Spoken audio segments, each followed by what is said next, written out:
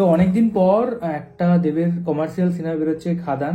তো এই ভিডিওটাতে আমরা দুজন খাদানের ট্রেলারটা দেখবো অ্যান্ড তার রিয়াকশন দেবো অ্যান্ড জানাবো আপনাদের কেমন লেগেছে। তো চলো শুরু করা যাক।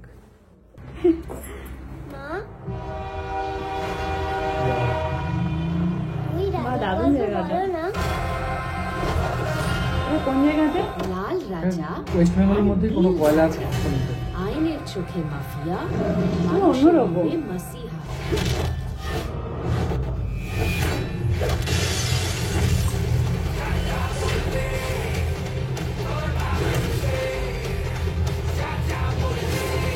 বিড়িটা দেখি তো কিরম করেছে।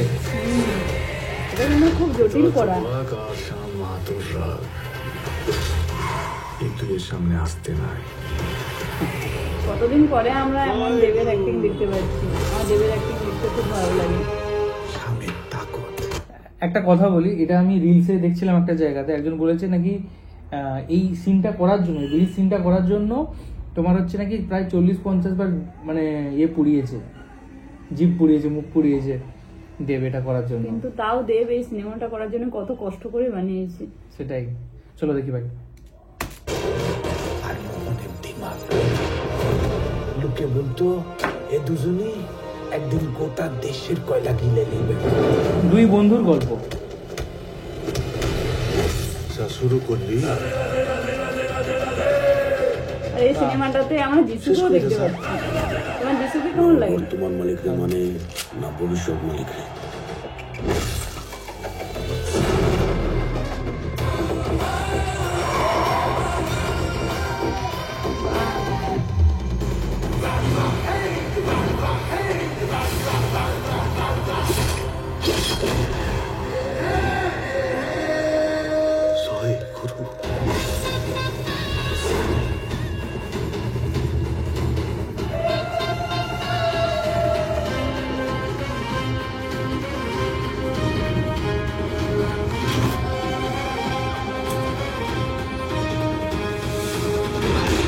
ভেবেছিলাম তুই তোর বাপের বেটা না, সম্মা তো একটাই হয়। এই নায়িকাটা কি নতুন? কিছুটা জান দিব।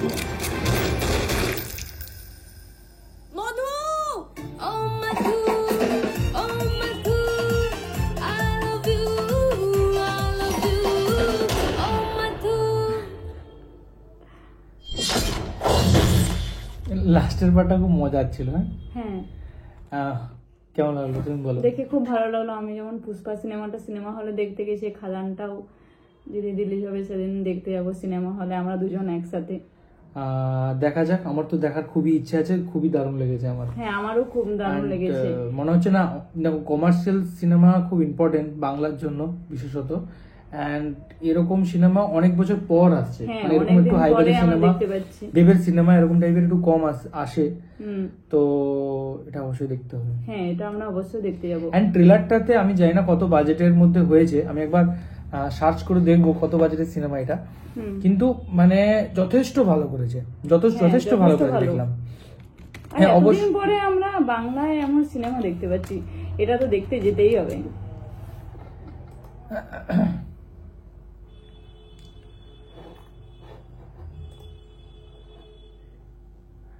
খাদান movie budget, Khadaan movie budget, Bengali film budget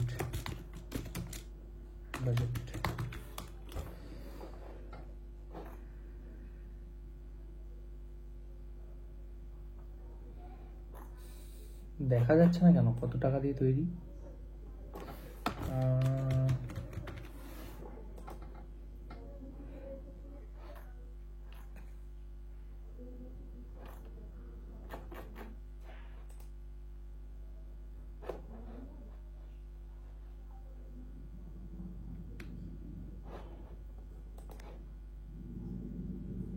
এখন পর্যন্ত দেখা যাচ্ছে না এটা কত বাজেটের মুভি।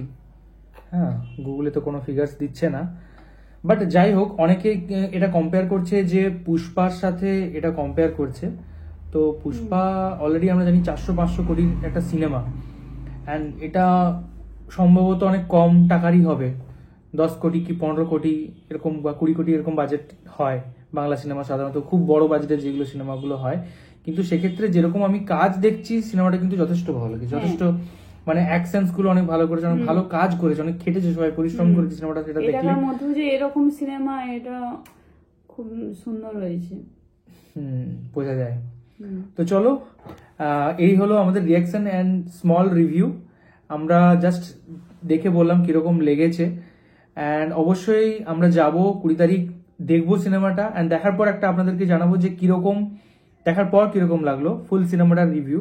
হ্যাঁ, আর এটা ছিল জাস্ট ট্রেলারের রিভিউটা। তো চলো, অ্যান্ড বলে দাও তুমি। আর আপনারাও অবশ্যই যাবেন এই খাদান সিনেমাটা দেখার জন্য পুষ্পার সাথে। আর চ্যানেলটা সাবস্ক্রাইব, আর আমার চ্যানেলটা যদি আমাদের এই রিয়াকশনের ভিডিওটা দেখে ভালো লেগে থাকে তাহলে সবাই একটু দয়া করে সাবস্ক্রাইব করে দেবেন। চলুন দেখা হবে নেক্সট কোনো ভিডিওতে। সবাই খুব ভালো থাকবেন, ধন্যবাদ।